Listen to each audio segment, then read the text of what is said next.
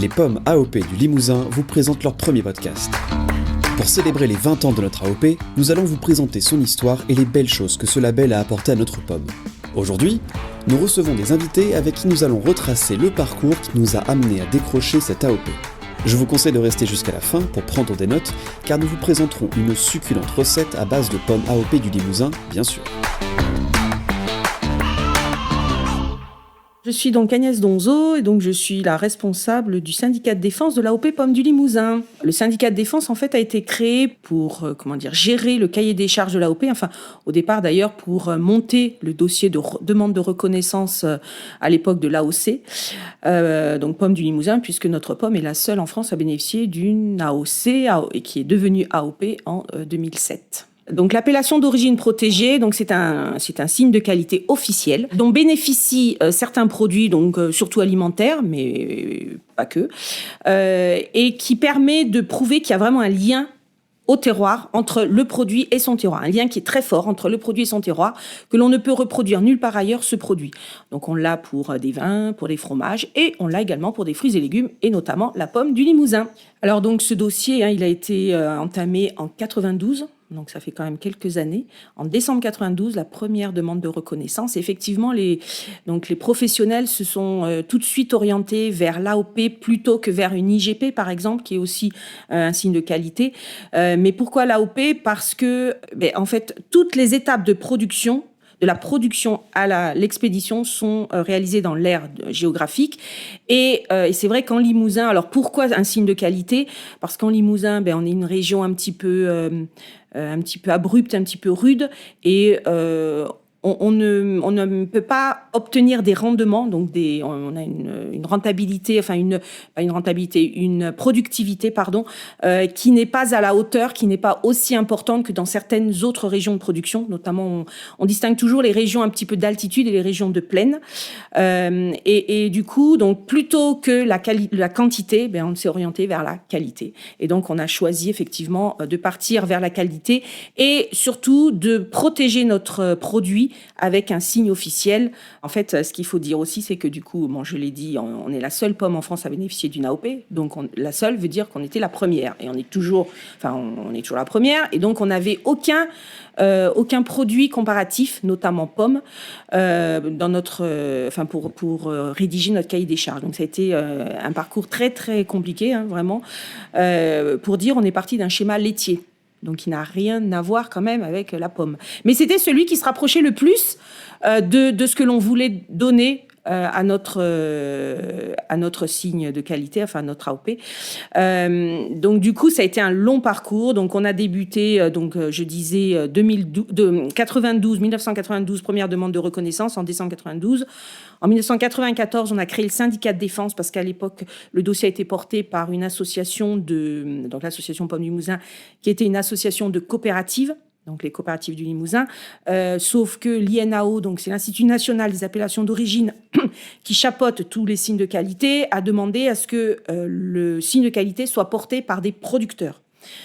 Même si les coopératives sont un petit peu, appartiennent à des producteurs. Mais là, il fallait que ce soit vraiment des producteurs qui soient en face de l'INAO. Donc, on a créé le syndicat de défense en décembre 94. Le syndicat de défense de l'AOP Pommes du Limousin. Et à partir de là, c'est le syndicat qui s'est occupé de monter le dossier de reconnaissance. Alors, c'est un cahier des charges qui est quand même, qui est quand même rigoureux, qui peut paraître comme étant rigoureux, et surtout qui est contrôlé par un organisme externe et indépendant. Donc, il y a vraiment, dans notre cas, on a un organisme externe, et au-dessus, on a l'INAO qui vérifie effectivement que tous les contrôles se déroulent en bonne et due forme, je dirais. Et c'est vrai que ça permet de garantir quand même aux consommateurs, une qualité régulière et tout au long de l'année, que ce soit au verger, mais également dans les stations de conditionnement et de mise en marché. C'est toujours très difficile de savoir si, après coup, on a eu raison. Je pense qu'on a eu raison. Enfin, j'en suis même persuadée. On dit toujours... Alors, l'AOP, c'est vrai qu'il y a des contraintes. Quand vous prenez l'avis d'un producteur, il va vous dire « Oh là là, oui, il y a des contraintes ». Au niveau, on l'a dit, c'est quand même un cahier des charges rigoureux, il y a tout un aspect documentaire, de contrôle, etc. Enfin, il faut vraiment être rigoureux dans son travail. Mais d'un autre côté, si on n'avait pas eu l'AOP, je pense que on aurait beaucoup moins de vergers dans notre paysage limousin. On aurait perdu beaucoup de surface. Et il faut quand même reconnaître on est d'ailleurs reconnu, que ce soit au niveau des consommateurs, au niveau de nos clients, comme vraiment un terroir de référence pour la Golden. Donc je pense que oui, on a eu raison de partir dans cette voie qui effectivement est un peu ardue, mais qui a permis de préserver cette activité sur notre territoire.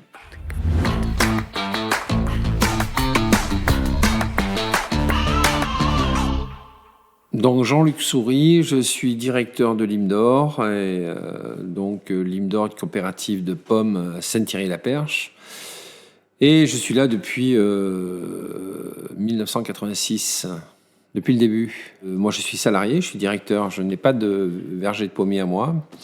Je dirige et il y a une quarantaine d'années, une petite dizaine de producteurs ont souhaité mettre en commun les fruits de leur verger et ont créé donc Lim'Dor.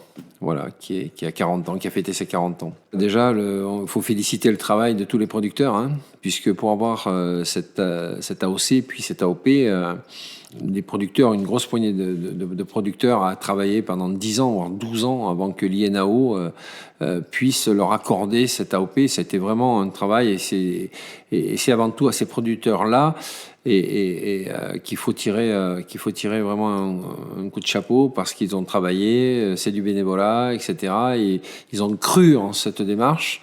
Et enfin, l'INAO a donné l'AOC en 2005. C'est bien preuve que cette pomme du Limousin a quelque chose de particulier, puisque ces acheteurs-là, qui venaient acheter des centaines et centaines de pommes à la récolte, même après, pendant la saison, les pommes étaient en frigo, ils venaient les acheter. C'est bien qu'elle avait quelque chose. C'est bien qu'eux avaient détecté, eux aussi avaient détecté que la pomme du Limousin était bonne, et ils la vendaient à leurs clients, en oubliant très certainement de dire qu'elle venait du Limousin, que c'était leur verger, et voilà.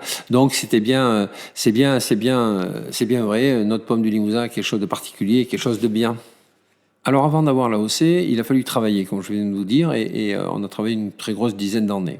Et pendant ces 10 ans, il y a eu un fort buzz, une communication importante en disant le Limousin va bientôt avoir son AOC, ça sera la première en France, en Europe, etc. Et alors là, il y a eu énormément de communication.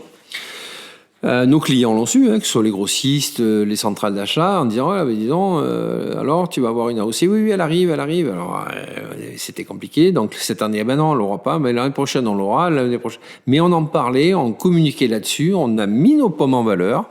Alors après on l'a eu, effectivement, en 2005 on a eu l'AOC. Et là, hop, il y a eu cahier des charges, un cahier des charges exigeant. Très exigeant, mais ça c'est l'INAO, ça c'est clair, on n'est pas... et heureusement d'ailleurs qu'il est exigeant, parce que sinon tout le monde l'aurait.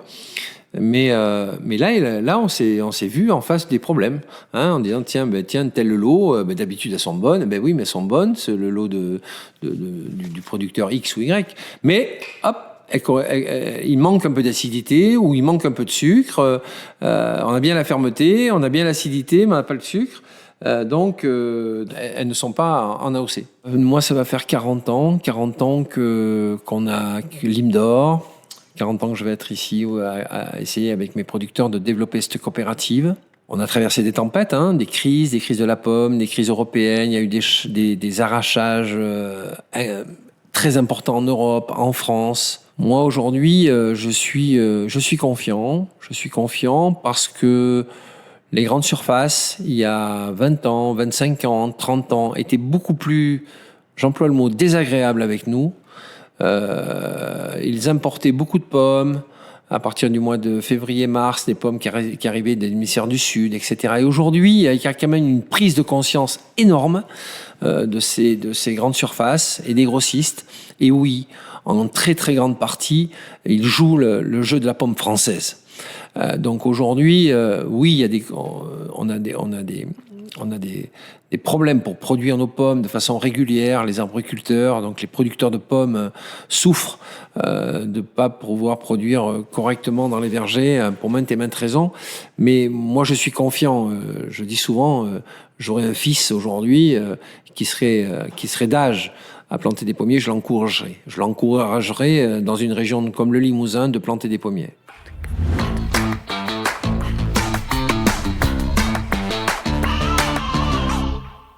Bonjour, donc je suis Chantal Aubis, j'ai 61 ans, j'habite proche de Limoges, donc je suis passionnée de pâtisserie depuis quelques années.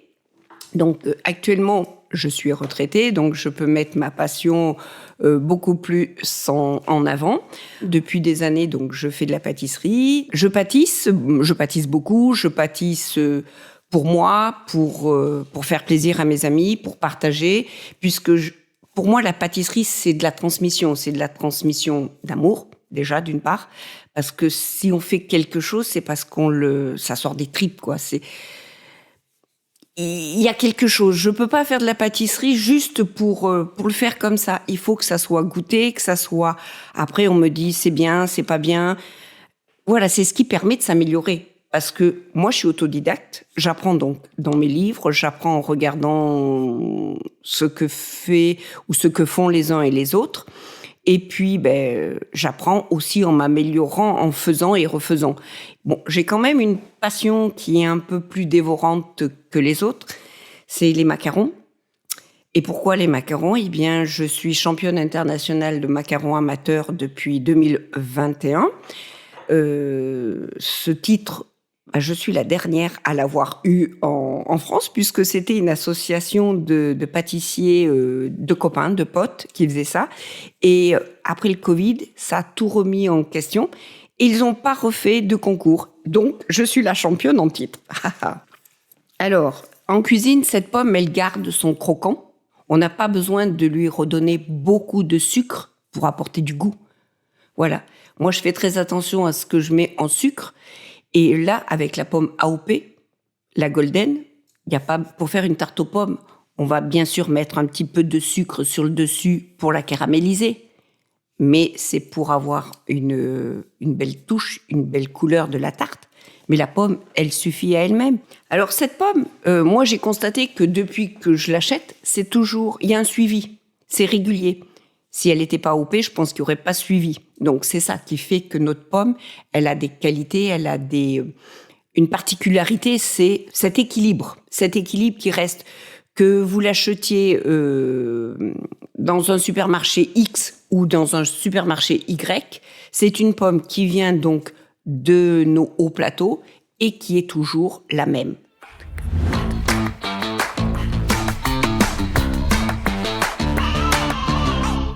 Donc Michel Millot, 71 ans, donc retraité évidemment, depuis 2 ans, et j'étais restaurateur.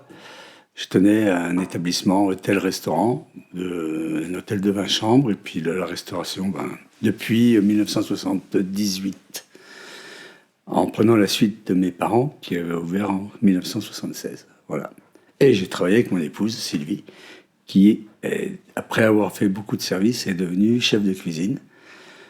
Elle est modeste, mais elle a été toque blanche du Limousin. On était maître restaurateur sur la Corrèze. Voilà. J'étais au service, à la gestion, au service. Et donc, on travaillait en famille. Donc, il y avait mes parents, mon frère, ma belle-sœur. Enfin bon. Et petit à petit, on a continué, quoi. Donc, j'ai quand même fait du service. Et j'aidais éventuellement mon épouse en cuisine. C'est quelque chose pas facile. Enfin bon, ça c'est... les chefs, c'est les chefs. Donc, que ce soit homme ou femme, il fallait que ça file tous. J'adore l'AOP. Je mange que celle-ci. Et ça m'arrive d'en manger des autres, mais je fais tout de suite la comparaison. Non, je mange que ça. J'en goûte d'autres, mais je fais tout de suite la comparaison au niveau goût, au niveau forme. Enfin bon... C'est vrai qu'il y a beaucoup de points de comparaison dans chaque fruit, quoi, dans chaque pomme différente, que ce soit Granny, Canada, Sainte-Germaine et tout ça. Et l'AOP, en plus, j'ai la chance d'avoir été choisi pour faire partie d'un groupe de dégustation. Donc, je fais partie des dégustateurs de pommes AOP. Pour justement valider la pomme AOP. Il y a un petit peu de formation quand même. Il y a tellement d'éléments qui rentrent en ligne de compte. Donc, puis les termes techniques, parce que on a des questionnaires et on goûte 5 pommes. Il y a des lots, et donc il y a 5 lots. Et on prend 2 pommes à chaque lot et on les goûte. Donc il faut trouver le croquant déjà, la texture, la jutosité, enfin tout, l'acidité, le sucre, l'aspect aussi. Donc voilà, si elle correspond, l'état de la chair, si elle est blanche, voilà. Et on valide pas. Nous ne sommes pas les seuls. Hein. Et donc dans ces humains, il y a les techniciens, il y a les producteurs et les consommateurs. C'est par équipe on est une dizaine et il y a un mélange de ces trois catégories de personnes. Si elle était refusée en commission de dégustation, tu l'auras pas. Si elle n'est pas bonne, tu l'auras pas. Donc, elle ne peut être que bonne. Voilà. Donc, en magasin, pour choisir ses pommes, faut déjà contrôler qu'elle ait bien le sticker AOP. AOP, pomme du Limousin. C'est un gage de qualité. Donc, il y a le logo de l'Europe aussi avec, donc qui est sur fond jaune et entouré de rouge. Et donc, l'étiquette, le sticker est blanc et l'écriture en noir. Voilà. Et ça, avec ça, vous ne pouvez pas vous tromper. C'est une AOP, et comme c'est la seule en France, elle vient automatiquement du Limousin. Alors, en tant que consommateur, c'est vrai que la Golden d'origine est jaune, mais celle-ci, l'AOP, il faut la choisir plutôt dans les tons vert clair, jaune, qui tire sur le jaune, parce qu'après, si elle devient trop jaune, elle est trop mûre. Donc si elle est trop mûre, elle aura beaucoup moins de croquants que le précédent. Nous retrouvons maintenant Chantal Obis qui va nous présenter sa recette gourmande à base de pommes AOP du Limousin. Alors aujourd'hui, donc, je vais vous faire une croustade aux pommes AOP du Limousin. Les ingrédients que vous aurez besoin, donc on va prendre 6 belles pommes, de la pâte philo. Je vais prendre à peu près une douzaine de feuilles, ça dépend, je vais juger. À peu près 100 grammes de beurre, un petit peu de sucre, je vais mettre un petit peu de rhum. Et puis donc une pincée de cannelle ou de sucre vanille, pas de sucre vanille, de la vanille en gousse. Donc on va préparer les pommes. Donc je vais les peler, je vais les passer à la mandoline. Je vais les mettre dans dans mon saladier, donc mes pommes coupées en lamelles, du rhum, de la cannelle. Si on veut mettre quelques raisins secs, on peut, ou des amandes. Et puis je vais préparer ma pâte philo, donc je vais la beurrer au pinceau et mettre un voile de sucre dessus avant de poser les différentes couches de pâte. Je les mettrai dans mon plat. Je vais garnir ma pâte de pommes qui auront macéré avec le rhum, la cannelle, ce que j'aurai mis. Je vais recommencer la même opération pour faire des couches. Je vais la recouvrir. Et puis, bien sûr, toutes ces couches auront été beurrées, sucrées, pour avoir ce côté caramélisé. Et un petit tour au four pendant 35 minutes. Et puis après, ça sera le plaisir de déguster. Merci beaucoup Chantal pour cette recette. On espère qu'elle vous aura donné envie d'essayer chez vous. Et merci à vous d'avoir suivi ce podcast. Vous pouvez nous retrouver sur le site www.pomme-limousin.org et sur les réseaux sociaux. Ce podcast est cofinancé par la région Nouvelle-Aquitaine et l'Union européenne.